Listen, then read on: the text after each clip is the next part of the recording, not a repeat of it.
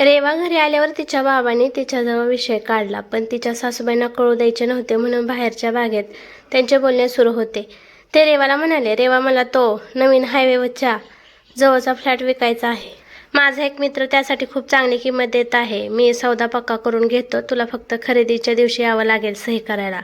पण बाबा तो तर मोक्यावरचा फ्लॅट आहे, तो कशाला विकायचा? रेवा त्रासिक स्वरात म्हणाले, मोक्यावरचा फ्लॉट आहे म्हणूनच चांगली किंमत मिळत आहे त्याला, आणि मागच्या काही दिवसात खूप जास्त खर्च झालाय, पुढे सुद्धा बराच खर्च होणार आहे म्हणून विकायचा आहे. तिचे बाबा म्हणाले, पण तो तर तुम्ही माझ्या नावाने केलाय ना, आणि मला नाही विकायचा आहे तो फ्लॉट. रेवा म्हणाली, तू काय बोलत आहेस रेवा, तुला कळतंय का? तुझ्या नावाने का केली सगळी प्रॉपर्टी त्याचे कारण तुला माहिती आहे. मला पैशाची गरज आहे म्हणून विकत आहे, आणि इतके वर्ष हे असले व्यवहार करतोय त्यामुळे मला माहिती आहे की मी काय करतोय ते, आणि तू नकार कसं देऊ शकतेस? तिचे बाबा आश्चर्याने म्हणाले, हे बघा बाबा, तुम्हाला पैशाची गरज असेल तर तुम्ही ते विजयच्या नावावर असणारे दुकान विका, नाही तर आईजवळ खूप सोनं आहे त्याने सध्या काम भागवा, पण माझ्या हिश्श्याची एकही वस्तू मी तुम्हाला अशी उधळू देणार नाही. रेवा म्हणाली, अगं काय बोलतेस तू? तुला तरी कळतंय का? तू अशी कशी करू शकतेस? तुला माहिती आहे ना तुझी आई सध्या कोणत्या परिस्थितीत आहे? आत्ताच दवाखान्यातून घरी आली आहे. तिची काळजी करायची सोडून तू हिश्श्याची गोष्ट करत आहेस, तिचं स्त्रीधन विकायला सांगत आहेस. कशी मुलगी आहेस तू? तिचे बाबा अविश्वासाने म्हणत होते, हो बाबा, कारण तुम्ही आता भावनिक होऊन त्या रसिकावर अन तिच्या बाळावर पैसे उधळून द्याल, आणि यांना त्या जमिनीवर काहीतरी बांधायचे आहे असे म्हणाले होते ते, त्यामुळे मी तुम्हाला ते विकू देणार नाही. रेवा ठामपणे म्हणाले, मला ती विकण्यासाठी तुझ्या परवानगीची गरज नाही की स्वबळावर हे सगळं उभं केले मी. तुला फक्त प्रॉपर्टी सेफ राहावी म्हणून सगळं नावाने करून दिले, आणि तू तुझ्या वडिलांना स्वतःची मालमत्ता विकायला नकार देत आहेस. तिचे वडील रागात म्हणाले, हो, कारण आता ती माझ्या नावाने आहे, आणि माझ्या नावावर असलेलं काहीच मी तुम्हाला विकू देणार नाही, आणि तुम्हाला हवं असेल तर मी यांच्याकडून काही पैसे घेऊन देईल तुम्हाला, पण प्लीज वायफळ खर्च नका करत जाऊ. रेवा उपकार केल्यासारखे म्हणाले, रेवा, तू तुझ्या बापाला असे बोलत आहेस? तुझ्या जिभेला काही हाड आहे की नाही? तिचे बाबा म्हणाले, बरोबर बोलत आहे बाबा मी. वडिलांच्या सगळ्याच गोष्टीवर त्यांच्या मुलांचा अधिकार असतो, आणि विजयनंतर मी तुमचे एकमेव अपत्य आहे. तुम्ही माझ्या नावाने जे काही केले त्यावर माझाच अधिकार आहे. तुमच्यानंतर सगळं मलाच मिळालं असतं, तर मग आताच ते माझ्याजवळ आले तर मी का नकारू? रेवा बेफिकिरीने म्हणाली, तू सरळ सरळ माझी फसवणूक करत आहेस. तिचे बाबा म्हणाले, नाही बाबा, तुम्हाला कितीदा सांगायचं मी समजावून, मी जे काही करते ते योग्यच करते आणि आपल्या सर्वांच्या भल्यासाठीच करते. हे त्या जमिनीचा एखाद्या चांगल्या व्यवसायासाठी उपयोग करतील आणि त्यांना फायदासुद्धा होईल त्यात. त्यामुळे आता तरी मी तुम्हाला तो जमीन विकू देणार नाही, आणि फक्त ती जमीनच नाही तर कुठलीच गोष्ट विकू देणार नाही. रेवा म्हणाली. असे म्हणून रेवा तावातावाने तेथून निघून गेली. तिच्या बाबांनी डोक्यावर हात मारून घेतला. इस्टेट रेवाच्या नावाने करून आपण किती मोठी चूक केली ते त्यांना कळले होते. रसिकाला यातलं काहीच मिळायला नको या हेतूने त्यांनी सगळं काही गमावलं होतं. आपण दुसऱ्याबद्दल वाईट विचार केला तर आपल्यासोबतही वाईट घडतं हे आजवर त्यांनी नुसतं ऐकलं होतं. आज अनुभवसुद्धा घेतला. वर गेल्यावर विजयला कोणत्या तोंडाने सामोरे जायचं या विचाराने त्यांच्या डोक्यात धुमाकूळ घातला होता. आज जेव्हा त्यांच्या बायकोसाठी, सुनेसाठी आणि होणाऱ्या नातवंडासाठी काहीतरी करण्याची वेळ आहे, तेव्हाच आपले हात कफल्लत व्हावे या विचाराने ते सुन्न झाले होते. या वयात ते आता काही कामसुद्धा करू शकणार नव्हते सगळे रेवाच्या नावाने दिले होते. ते विचारांच्या खोल गर्तेत बुडाले होते. समोर फक्त अंधकार दिसत होता. इतक्या त्यांच्या पाठीवर कोणीतरी हात ठेवला. त्यांनी चमकून वर पाहिले तर तिथे रसिका होती. तिला पाहून ते स्वतःला सावरायचा प्रयत्न करू लागले. जणू काही झालेच नाही. तिला ते कसे सांगणार होते की त्यांच्या पोटच्या मुलीने त्यांची एवढी मोठी फसवणूक केली आहे म्हणून? ते काही बोलणार. त्यावेळी रसिका त्यांना म्हणाली, तुम्ही काहीच बोलू नका बाबा. काहीच स्पष्टीकरण द्यायची गरज नाही आहे तुम्हाला. की सगळं ऐकलंय? काय? तू सगळं ऐकलंय? सासरेबुवा आश्चर्याने म्हणाले, हो बाबा, आणि मला नाही वाटत यात तुमची काही चूक होती. रसिका त्यांना समजावत म्हणाली, नाही ग पोरी, जे झालं त्यात सर्वस्वी माझी चूक होती. उद्या चालून तू या इस्टेटीवर हक्क सांगशील या भीतीने मी सगळं काही रेवाच्या नावाने केलं. आणि आता ती बापाला लाचार बनवू पाहते. म्हणते की पैसे पाहिजे असतील तर नवऱ्याला मागून देईल, पण वायफळ खर्च करायचे नाहीत. वायफळ म्हणजे काय ग? आम्ही दोघेही नवरा बायको आधीपासूनच ऐशोआरामात जगत आलोय. आता या वयात काटकसरीने जगणे होईल का आमच्याच्याने? आधीच तुझी सासू आजारी आहे, खूप जास्त खर्च झालाय. आमच्या होणाऱ्या नातवंडासाठी खूप काही करायचे आहे आम्हाला. विजय आणि रेवाला केले त्यापेक्षा सुद्धा जास्त. आणि माझ्या प्रत्येक खर्चासाठी मी तिच्या पुढे हात पसरायचे का आता? एवढी मोठी चूक मी काय करू शकतो? मला ना आता स्वतःचीच लाज वाटत आहे. सासरे म्हणाले, नाही बाबा, तुम्ही काही चुकीच्या नाही वागलात. तुमच्या जागी इतर कुणी असते तर ते सुद्धा असेच वागले असते. रसिका म्हणाली, म्हणजे माझं वागणं चुकीचं नाही असं म्हणायचं आहे का तुला? सासरे बुवाने विचारले. हो, म्हणजे व्यावहारिकदृष्ट्या तुम्ही चुकलेले असाल तरी भावनिकदृष्ट्या तुम्ही घेतलेला निर्णय वाईट नव्हता. आयुष्याच्या या वळणावर तुम्हाला सर्वात जास्त विश्वास तुमच्या रक्ताच्या नात्यावर असणे स्वाभाविक आहे. त्यात रेवाताई तुमची मुलगी आहे, त्यामुळे त्यांच्यावर विश्वास ठेवणे हाच पर्याय त्यावेळेला योग्य वाटला असेल तुम्हाला. पण रेवाताईंच्या मनात मात्र लोभ निर्माण झाला. पण त्यावेळी तुम्हाला याची काही कल्पना नव्हती. कोणत्याही बापाला आपल्या मुलाच्या बाबतीत अविश्वास वाटणे जरा कठीणच आहे, त्यामुळे तुम्ही एक वडील म्हणून योग्यच वागलात. इथे रेवाताईचे चुकत आहे. त्यांनी नात्यांपुढे पैशांना महत्त्व दिले, त्यामुळे तुम्ही एवढे वाईट वाटून घेऊ नका. रसिका म्हणाली, तुला वाईट वाटत नाही आहे का? मी तुझ्या होणाऱ्या बाळाला जे द्यायचं ते सुद्धा तिला दिले. तुला माझा राग नाही येत आहे का? सासरे बुवाने आश्चर्याने विचारले. नाही बाबा, माझ्या बाळासाठी आणि माझ्यासाठी खरी संपत्ती तुम्ही दोघे आहात.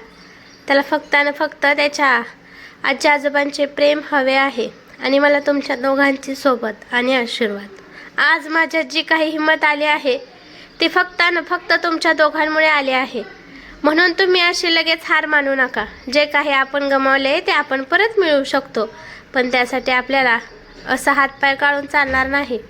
रसिका समजावत म्हणाली. रसिकाच्या समजावून सांगण्यामुळे तिच्या सासऱ्याने अपराधीपणाची भावना जरा कमी झाली आणि त्यांना थोडी उमेद मिळाली. आता हातपाय गाळून चालणार नव्हते. सासूबाई आता हळूहळू बऱ्या होत होत्या. त्यांना या सगळ्या घडामोडीबद्दल अजून काहीच सांगितले नव्हते. त्या काळजी करतील म्हणून घरातील परिस्थिती पाहून आपल्या बाबांची मदत करण्यासाठी काहीतरी करावे लागेल हे रसिकाला कळून चुकले होते. अचानक तिला काहीतरी आठवले. ती सासरेबुवांकडे गेली आणि तिने त्यांना विचारले, बाबा, यांच्यासाठी तुम्ही जे दुकाने घेतली होते ते अजूनही आपल्याजवळच आहेत ना? हो, सासरे म्हणाले. मग आपण पुन्हा दुकान सुरू नाही का करू शकत? रसिकाने विचारले. थोडा विचार करून तिचे सासरे म्हणाले, दुकान सुरू करायचं म्हणजे साधी गोष्ट नाही बाळा. त्यासाठी खूप कष्ट घ्यावे लागतील. तू या अवस्थेत जास्त धावपळ करणे बरोबर नाही. माझ्याच्याने काही होणार नाही आणि तुझ्या सासूबाई तर आता थोड्यापर चालायला लागल्या आहेत. आपल्याच्याने ही सगळी धावपळ होणे अशक्य आहे ग. पण बाबा, काहीतरी करावे तर लागणारच ना. आणि आजकाल पैसे दिले की प्रत्येक काम आपण कमीत कमी कष्टात करून घेऊ शकतो. रसिका म्हणाली, त्यासाठी खूप पैसा लागेल आणि आपल्याकडे आता एवढा पैसा शिल्लक नाही आहे बाळ, सासरे म्हणाले. सासऱ्यांचे बोलणे ऐकून रसिका थोडी निराश जरूर झाली, पण आपण काही ना काही करू नक्कीच प्रयत्न या मतावर ती ठाम होती. मोठ्या प्रमाणावर नाही होऊ शकले तरीही लहान प्रमाणावर का होईना काहीतरी सुरू करायचे हे तिने ठरवले होते. त्यामागे आपल्या समवेत असताना आपल्या सासू सासऱ्यांना कधीच लाचारीने कुणासमोर हात पसरायची वेळ येऊ नये हा एकच उद्देश होता. आणि अंधारात आशेचा किरण सापडावा. तसंच एके दिवशी विजयचा एक मित्र त्यांच्या घरी आला आणि त्याने जे सांगितले ते ऐकून त्या सगळ्यांना आश्चर्याचा धक्काच बसला. त्याने सांगितले की रेवाने जेव्हा नव्याने दुकानाचे काम सुरू केले होते तेव्हा त्याने कुठून तरी शेअर बाजाराबद्दल माहिती मिळवली आणि मित्राच्या सल्ल्याने काही गुंतवणूक केली. नंतर इतर अनेक घडामोडीमध्ये त्या गुंतवणुकीचा त्याला विसर पडला. तो जेव्हा आजारी होता तेव्हा त्याचा तो मित्र त्याला भेटायला आला होता. त्याने सांगितले की त्या शेअर्सला आता खूप चांगला भाव आला आहे. ती रक्कम कैक पटीने वाढली आहे. म्हणून विजय आता या सगळ्यांच्या खूप पुढे निघून गेला होता.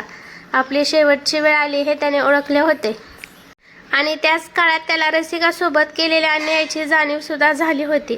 आपल्यानंतर रसिकाचे हाल होतील हे माहीत होते त्याला. अंथरुणावर खेळलेल्या अवस्थेत का होईना त्याला रसिकासाठी काहीतरी करायचे होते. तेव्हा विजयने त्याच्या मित्राला सांगितले की त्याला त्या शेअरसाठी नॉमिनी म्हणून रसिकाचे नाव टाकायचे आहे. मग मित्राने ही सगळी प्रक्रिया पूर्ण करण्यात त्याला मदत केली. अशा प्रकारे त्याने रसिकाच्या भविष्यासाठी तजवीज करून ठेवली होती. ही रक्कम थोडकी नसून चक्क 22 लाख एवढी होती. विजयने रसिकाचा एवढा वेळ विचार केला हे माहीत झाल्यावर त्याचे आईबाबा कृतकृत्य झाले होते. आपला मुलगा मनाने वाईट नव्हता हे ते जाणून होते. फक्त व्यसनामुळे तो तसा बनला होता. पण स्वतःची जबाबदारी आणि कर्तव्य त्याला आयुष्याच्या शेवटच्या घडीला सुद्धा ठाऊक होती आणि त्याने आपले कर्तव्य बजावले सुद्धा. तरीही जाताना त्याला या गोष्टीची जाणीव सुद्धा नव्हती की त्याचं बाळ रसिकाच्या पोटात वाढत आहे. पण जबाबदारीची जाणीव झाली आणि त्याने ती पार पाडली. ही त्याच्यातील माणूसपण आणि भावना जागृत असल्याचीच निशाणी होती. आज त्यांना आपल्या मुलाचा अभिमान वाटत होता. रसिका तर हे सगळे ऐकून अगदीच धक्क्यात होती. विजयने आपला एवढा विचार केला हे माहिती झाल्यापासून तिच्या मनात भावनांचा कल्लोळ माजला होता. विजयने मनापासून आपल्याला बायको मानले आणि आपल्या बाबतीत असणारी कर्तव्य बजवायला त्याने मागे पुढे पाहिले नाही. ही तिच्यासाठी खूप मोठी गोष्ट होती. तिला आता वाटायला लागले होते की आपल्या मनात दुकान पुन्हा सुरू करायचे आले आणि लगेच विजयने आपल्यासाठी ठेवलेले पैसे सुद्धा मिळाले. ही परमेश्वराने दिलेली संधीच असावी. आपला प्रामाणिक हेतू आणि कष्ट करण्याची तयारी यामुळे बरोबर वेळेवर ही रक्कम मिळाली. त्यामुळे आता थांबून चालणार नव्हते. म्हणून रसिकाने तिच्या सासऱ्यांच्या मदतीने दुकान सुरू करायची तयारी सुरू केली. दुकानाला नवीन रंग देण्यापासून सगळंच करायचं होतं. यांची तयारी सुरू झाली. त्या दुकानात काम सुरू आहे ही बातमी कुठून तरी रेवाच्या नवऱ्याला माहिती झाली.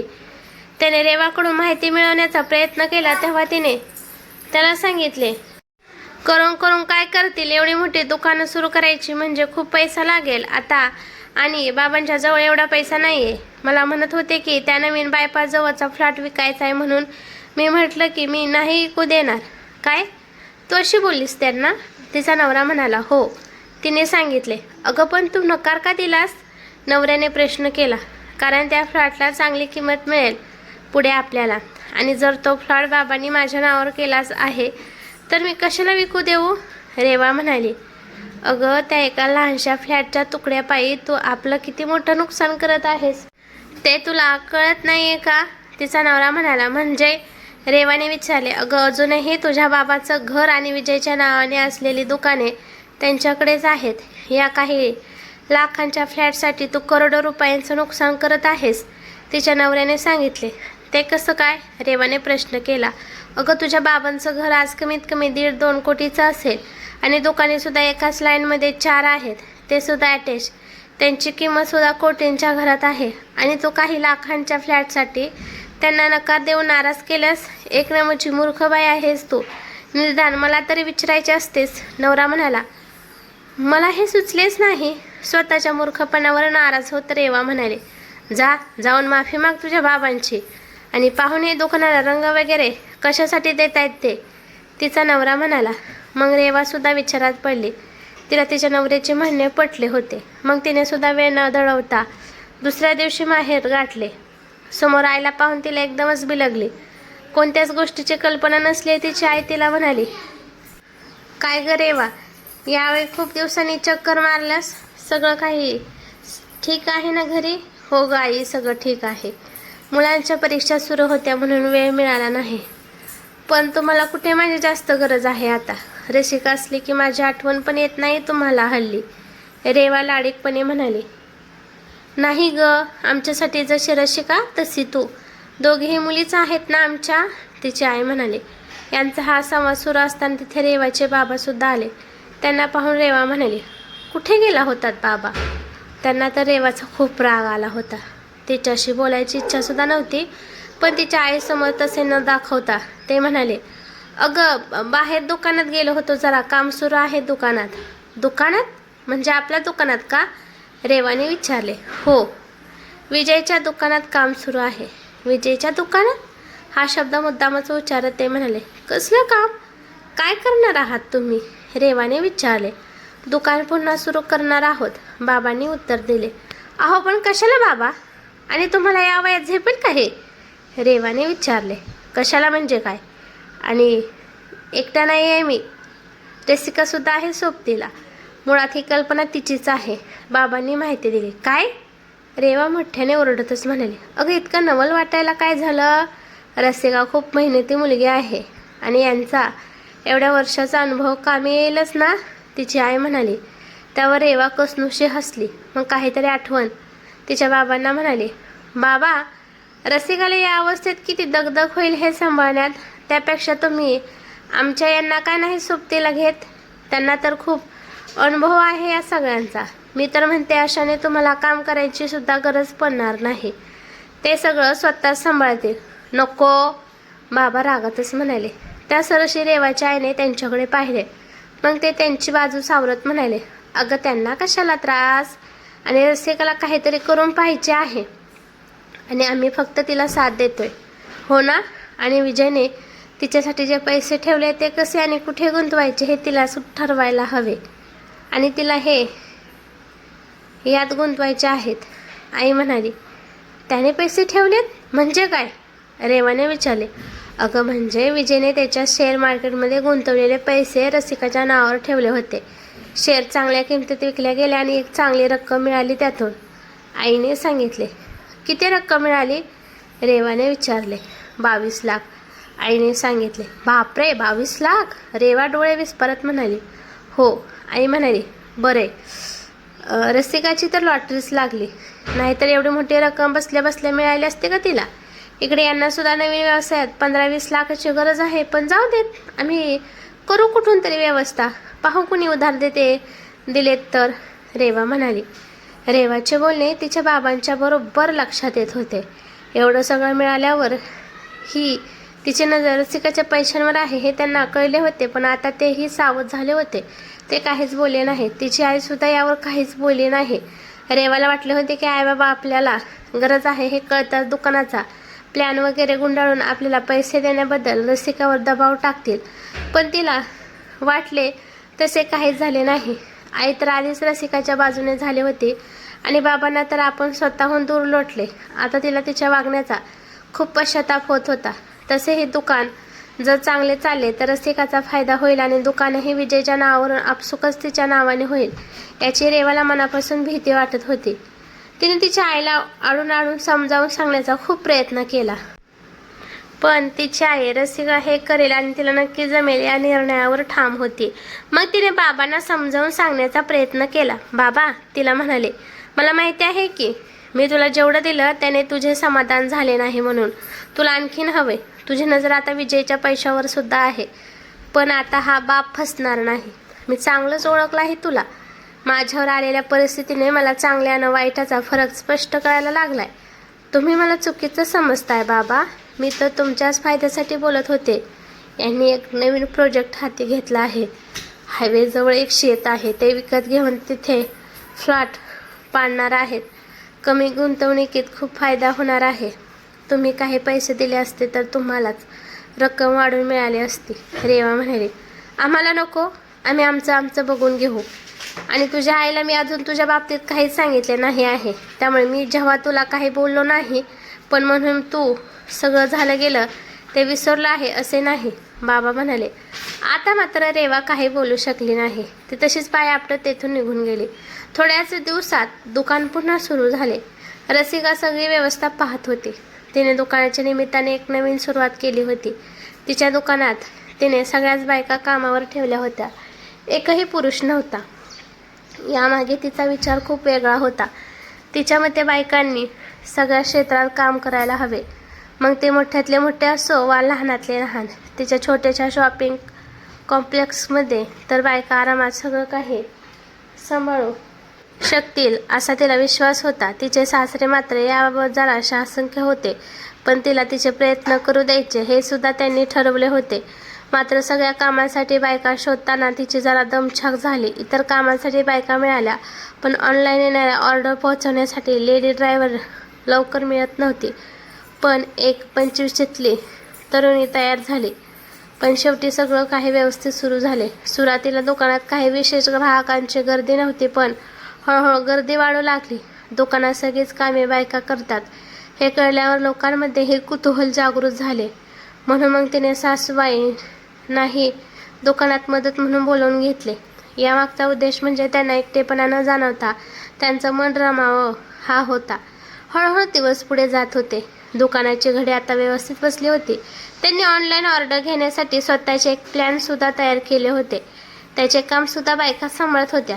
रसिकाच्या सासऱ्यांना तर हे पाहून नवल वाटायचे, कारण बायकांना एकत्र एवढ्या सगळ्या जबाबदाऱ्या सांभाळताना त्यांनी पहिल्यांदाच पाहिले होते.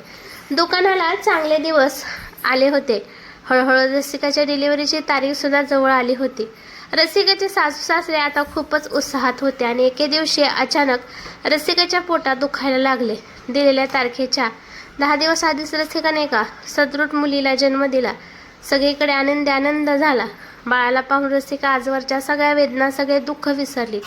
मातृत्वाने तिच्या व्यक्तिमत्वाला वेगळीच झळाळी दिली होती. बाळाच्या आजी आजोबांना तर खूपच आनंद झाला होता. अगदी काय करू आणि काय नको असे झाले होते. रेवा सुद्धा तिच्या नवऱ्याला सोबत घेऊन बाळाला पाहायला आली. बाळाचे खूप लाड केले. रसिकाला मुलगी झाल्याचा रेवाला मनोमन आनंद झाला होता. तिला वाटले की बरे झाले. रसिकाला मुलगा नाही झाला ते, नाही त्या बाबांनी वंशाचा दिवा म्हणून सगळं काही त्याच्यावर लुटवले असते. मुलगी काय परक्याचे धन, शेवटी लग्न करून दुसऱ्या घरात निघून जाईल. आई बाबा सगळं काही आपल्या मुलांनाच देतील या विचाराने तिला सुखावले होते. रसिकाच्या सासऱ्यांनी मुलीचे थाटामाटात बारसे केले. सासूबाईंनी बाळाचे नाव लक्ष्मी ठेवले. लक्ष्मी अगदी तिच्या बाबांच्या विजयसारखीच दिसायची. तिला पाहून तिचे सासू सासरे विजयचे बालपण पुन्हा जगत होते. 5 वर्षानंतर जिल्ह्याच्या ठिकाणी आज महिला दिनाच्या निमित्ताने मोठा सत्कार समारंभ आयोजित केला होता. एका मोठ्या उद्योजकेच्या हस्ते हा सत्कार होणार होता. जिल्ह्याचे आमदार आणि खासदार दोघेही कार्यक्रमाला येणार होते. या जिल्ह्यातील विशेष कर्तव्य गाजवणाऱ्या महिलांचा सन्मान होणार होता. खासदार आणि आमदार दोघे एकत्र समारंभाच्या ठिकाणी दाखल झाले. त्यांच्या मागूनच ज्या उद्योजकाच्या हस्ते हा सत्कार होणार होता त्यांची गाडी दाखल झाली. ड्रायव्हरने गाडी थांबवल्याने उतरून लगेच गाडीचा मागचा दरवाजा उघडला. एक महिला ड्रायव्हरला बघून आधीच तिथले सगळे आश्चर्यचकित झाले होते. त्या ड्रायव्हरने गाडीचा दरवाजा उघडला आणि आतून आकाशी रंगाची साडी घातलेली एक 26-27 वर्षाची महिला बाहेर उतरली. लिननची साडी टापटीप नेसून हलक्याशा मेकअपमध्ये आणि अर्धवट बांधलेल्या केसांमध्ये तिचे व्यक्तिमत्व खूपच आकर्षक दिसत होते. ती आत्मविश्वासाने चालत स्टेजवर गेली. ती स्टेजवर जाताच टाळ्यांचा कडकडाट झाला. समारंभासाठी आलेले अशोकराव त्या महिलेला पाहून एकदमच आश्चर्यचकित झाले. त्यांना तसे पाहून सोबत बसलेल्या नम्रताताईंनी त्यांना विचारले, अहो काय झाले? तुम्ही त्यांना इतक्या आश्चर्याने का पाहताय? अगं ही रसिका आहे, अशोकराव म्हणाले. रसिका? नम्रताताईंनी प्रश्न केला. हो, विजयची बायको रसिका. अंकिताशी लग्न तुटल्यावर हिच्याशी झाले होते विजयचे लग्न. मी पाहिलं होतं हिला. ईश्वरीताई घेऊन गेली होती मला विजयच्या घरी, अशोकरावांनी सांगितले. काय? तुम्हाला खात्री आहे का ही तीच आहे? नम्रताताई सुद्धा एकदमच आश्चर्यचकित होऊन म्हणाल्या. अशोकराव काय बोलते इतक्यात मागून एका गाडीतून रसिकाचे सासू सासरे लक्ष्मीला घेऊन उतरले आणि त्यांच्यासाठी श्रोत्यामध्ये विशेष ठेवलेल्या खुर्च्यामध्ये जाऊन बसले. नम्रताताई आणि अशोकराव त्यांना एकटक पाहतच बसले. त्यानंतर स्टेजवर सूत्रसंचालन करणाऱ्यांनी घोषणा केली. आपल्या मेहनतीमुळे आणि दूरदृष्टी असणाऱ्या दृष्टिकोनामुळे खूपच कमी वयात औद्योगिक जगतात आपले एक वेगळे स्थान निर्माण करणाऱ्या रसिका देशमुख आता स्टेजवर आल्या आहेत.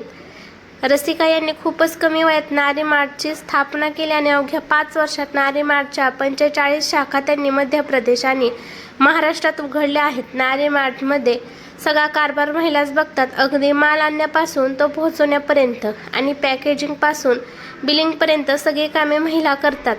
त्यांना राज्य सरकारने उद्योगरत्न पुरस्काराने गौरवले आहे. आणि आपल्यासाठी अभिमानाची गोष्ट म्हणजे रसिका देशमुख या मूळच्या आपल्या जिल्ह्याच्या रहिवासी आहेत. त्यानंतर पुन्हा टाळ्यांचा कडकडाट झाला. रसिकाचा सत्कार करण्यात आला. रसिकाने सुद्धा आत्मविश्वासाने स्टेजवर छान भाषण दिले.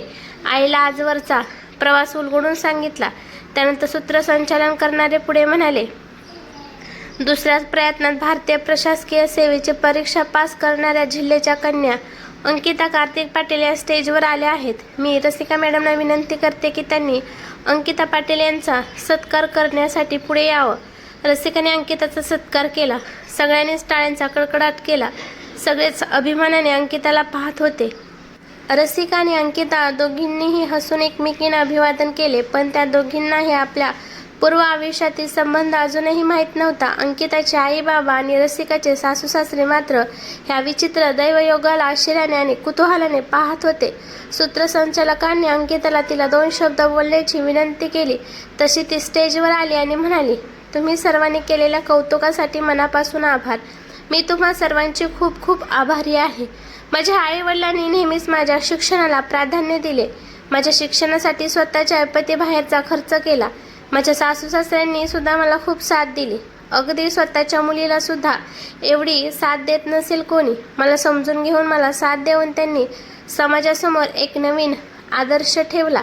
पण सगळ्यात जास्त आभारी आहे ती माझ्या नवऱ्याची. त्यांनी प्रतिकूल परिस्थितीसुद्धा कधीच माझी साथ सोडली नाही. सतत माझ्या शिक्षणाला, माझ्या अभ्यासाला प्रोत्साहन दिले. माझा अभ्यास व्हावा म्हणून रोज सकाळी घरातील शक्य तितकी कामे करून ऑफिसला जायचे आणि परत आल्यावर सुद्धा बरीच कामे करायचे, अगदी स्वयंपाकसुद्धा. पहिल्या अपयशानंतर मी खूप खचले होते. अगदी सगळं काही सोडून परत जायची तयारी केली होती. तेव्हा त्यांनी माझे मनोबल वाढवले. माझ्या प्रत्येक प्रयत्नात त्यांचा विश्वास माझ्यासोबत होता. अशी साथ जर प्रत्येक मुलीला, प्रत्येक सुनेला आणि प्रत्येक पत्नीला मिळाली तर मुली आयुष्यात काहीही करू शकतील, आपले स्वप्न पूर्ण करू शकतील. ज्याप्रमाणे यशस्वी पुरुषामागे एका स्त्रीचा हात असतो, त्याप्रमाणेच एका यशस्वी स्त्रीमागेही पुरुषाची खंबीर साथ असू शकते. म्हणून मुलींच्या शिक्षणाला प्राधान्य द्या, त्यांना प्रोत्साहन द्या. एवढे बोलून अंकिताने आपले भाषण संपवले. कार्तिक डोळ्यात अभिमान घेऊन अंकिताला पाहत होता. लक्ष्मीताई आणि समाधानरावांच्या डोळ्यातसुद्धा आपल्या सुनेबद्दल अभिमान दाटून आला होता. अशोकराव आणि नम्रताताई तर आज धन्य झाले होते. मग सगळ्यांनीच थोडेफार मनोगत व्यक्त केले आणि सत्कार समारंभ थाटात पार पडला. तिथे काही विद्यार्थी आणि विद्यार्थिनी अंकिताशी बोलायचे म्हणून थांबले होते. त्यांना अंकिताकडून अभ्यासाबद्दल आणि स्पर्धा परीक्षेबाबत मार्गदर्शन घ्यायचे होते. रसिका मात्र कार्यक्रम आटोपल्यावर तिच्या सासू सासऱ्यांकडे जायला निघाली. तिची मुलगी लक्ष्मी तिला पाहून लगेच तिला बिलगली. रसिकाचे सासू सासरे मात्र अजूनही अंकिताकडेच पाहत होते. हे पाहून रसिका त्यांना काही विचारणार इतक्यात अशोकराव रसिकाकडे पाहत म्हणाले, रसिका, तुला मोठं झालेलं बघून खूप आनंद झाला बघ. मला ओळखलंस का? नाही काका, म्हणजे पाहिल्यासारखं तर वाटतंय, पण कुठे पाहिलं ते लक्षात येत नाही आहे माझ्या. रसिका म्हणाली, मी ईश्वरी ताईसोबत आलो होतो ना तुझ्या घरी, बरीच वर्ष झाली त्याला. अशोकराव म्हणाले. रसिका प्रश्नार्थक नजरेने त्यांच्याकडे पाहतच राहिली. इतक्यात रसिकाचे सासरे म्हणाले, रसिका, हे अशोकराव आहेत, अंकिताचे वडील. अंकिता म्हणजे तीच ना जिचा आता मी सत्कार केला? खूप मोठं कर्तव्य आहे काका तुमच्या मुलीचं. रसिका हसून त्यांना म्हणाली, हो, कर्तव्यवान तर ती आहेच, पण तू सुद्धा खूप हिमतीने तुझं विश्व उभारलंस. विजयनंतर तू आधार झालीच यांचा. अशोकराव तिला म्हणाले, तुम्हाला हे सगळं कसं माहीत? तुम्ही यांना कसे ओळखत होतात? रसिकाने प्रश्न केला. आपल्या बाबांना रसिकाशी बोलताना पाहून अंकिता सुद्धा कुतूहलाने तिथे आली आणि म्हणाली, बाबा, तुम्ही इथे? मग तिचे लक्ष विजयच्या आईबाबांकडे गेलं. त्यांना तिथे पाहून ती आश्चर्यचकित झाली. नेमकं काय सुरू आहे रसिकाला कळतच नव्हतं. अंकिताने पुढे येऊन त्यांना नमस्कार केला आणि म्हणाली, तुम्ही इथे? म्हणजे तुम्ही इथे कसे काय? अंकिताने विचारलं. तू ओळखतेस आईबाबांना? रसिकाने आश्चर्याने विचारले. हे तुमचे आईबाबा आहेत? अंकिताने पुन्हा आश्चर्याने विचारलं. हो, असं समज. अगदी स्वतःच्या मुलीप्रमाणे प्रेम करतात ते माझ्यावर. रसिका म्हणाली. मुलीप्रमाणे प्रेम करतात म्हणजे? अंकिताने प्रश्न केला. म्हणजे हे माझे सासू सासरे आहेत. रसिका म्हणाली. काय? अंकिता आश्चर्याने म्हणाली. होय अंकिता, ही आमची सून आहे रसिका, आमच्या विजयची बायको. आता मात्र अंकिता एकदमच थक्क झाली. एवढा मोठा योगायोग कसा होऊ शकतो हे तिला कळतच नव्हतं. रसिकाला सुद्धा आईबाबा काय बोलत आहे ते कळत नव्हतं. तिचा प्रश्नार्थक चेहरा पाहून तिचे सासरे तिला म्हणाले, रसिका, ही अंकिता आहे. तीच अंकिता जिच्याशी विजयचं लग्न ठरलं होतं, जे ऐन लग्नाच्या दिवशी मोडलं. आणि मग तुझ्याशी त्याचं लग्न झालं. आता मात्र आश्चर्यचकित व्हायची वेळ रसिकाची होती, कारण ती आज ज्या जागी होती ते फक्त आणि फक्त अंकितामुळेच. ते अंकिताच्या वाट्याला येणारं आयुष्य जगली होती. अंकिताला समोरासमोर पाहून रसिका एकदमच थक्क झाली. दोघीही एकदम गप्प झाल्या. नेमकं काय बोलावं हे दोघींनाही कळत नव्हतं. मग अंकिताने स्वतःच हात पुढे केला आणि म्हणाली, hi, hello, nice meet you. Rasika सुद्धा हात पुढे करत म्हणाली. घरच्यांना सुद्धा काय बोलावं आणि काय नको ते कळत नव्हतं. मग एकमेकांशी जुजबी बोलणी करून ते तेथून जायला निघाले. पण रसिका आणि अंकिता मात्र तिथेच उभ्या होत्या. मग रसिका सुद्धा तेथून जायला निघाली. तेव्हा अंकिता तिला म्हणाली, रसिका, मला तुझ्याशी जरा बोलायचं आहे. बोल ना, मलाही आवडेल तुझ्याशी बोलायला. रसिका म्हणाली. मग दोघीजणी तिथल्याच एका बेंचवर जाऊन बसल्या. एक विचारू का? अंकिता म्हणाली. विचार ना. रसिका म्हणाली. तुला माझा राग येत असेल ना? अंकिताने विचारलं. का? तुला असं का वाटतंय? रसिकाने प्रश्न केला. माझ्यामुळे तुला हे सगळं सहन करावं लागलं ना? अंकिता म्हणाली. तुझ्यामुळे म्हणजे? रसिकाने पुन्हा प्रश्न केला. म्हणजे मी त्या दिवशी लग्नाला नकार दिला म्हणूनच तुझं लग्न झालं ना? अंकिता म्हणाली. असं नाही आहे.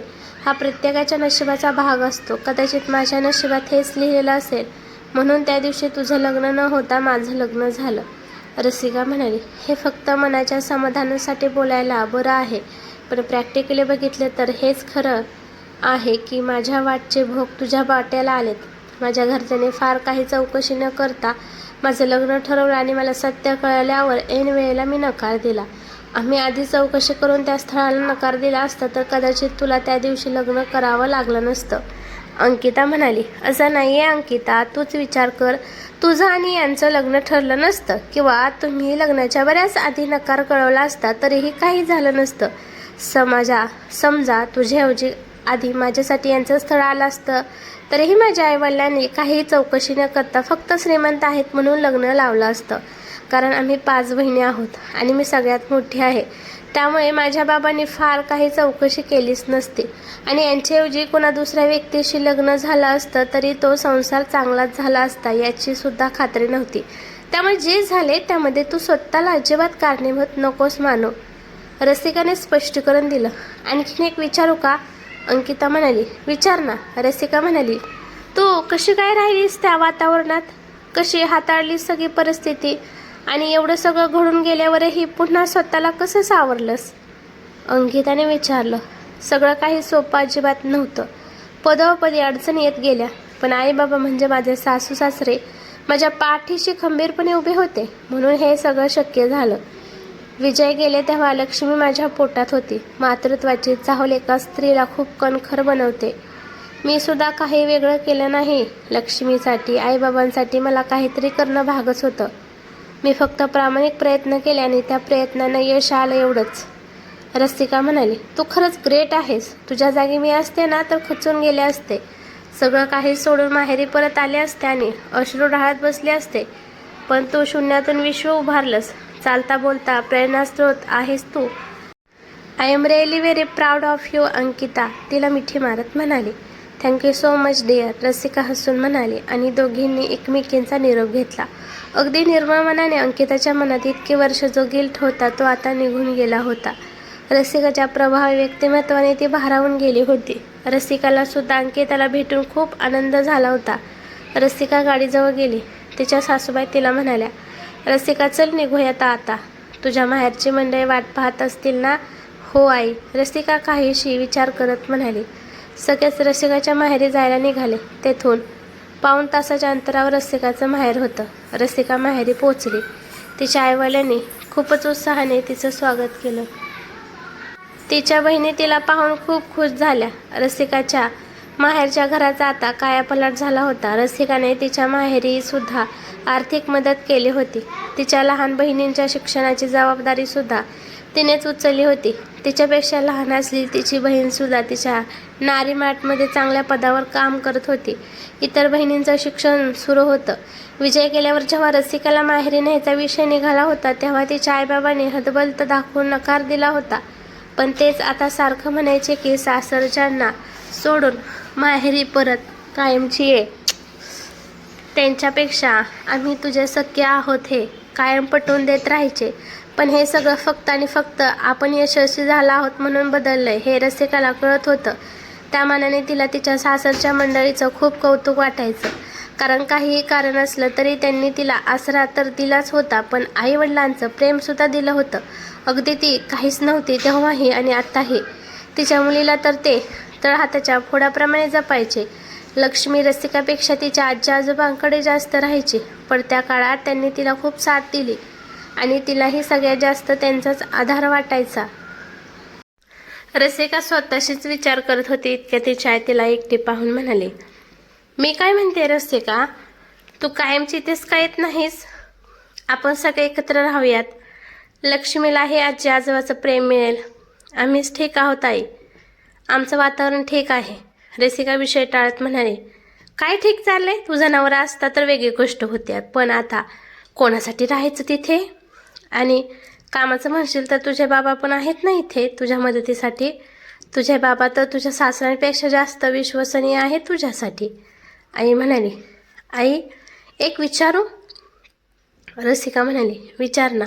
आई म्हणाली, आज जर मी यशस्वी नसते, तीच घाबरट दयनीय नवऱ्याचा आधार नसले रसिका असते तर तरीसुद्धा तुम्ही मला आणि लक्ष्मीला कायमचं घरी ठेवून घेतलं असतं का? रसिकाने सरळ विचारलं. रसिकाची आई काय बोलणं इतक्यात त्यांना विजय गेल्यावर घडलेला प्रसंग आठवला, ज्यात रसिका मला घरी परत घेऊन जा म्हणून आर्जव करत होती, पण तिला आपण सोबत घेऊन यायला तयार नव्हतो. तुम्ही ठेवाल तसं राहीन, काही तक्रार करणार नाही अशी ग्वाही देऊन तिला सासरी ठेवून घ्या यासाठी केलेल्या विनंत्या आठवल्या आणि त्या स्वतःशीच खचील झाल्या. पुढे त्या काहीच बोलू शकल्या नाहीत. रसिका एक दिवस माहेरी थांबून मग तिच्या मुलीसोबत आणि सासू सासऱ्यांसोबत पुन्हा इंदूरला जायला निघाली. रसिकाच्या आईला आज तिला निरोप देताना दाटून येत होतं.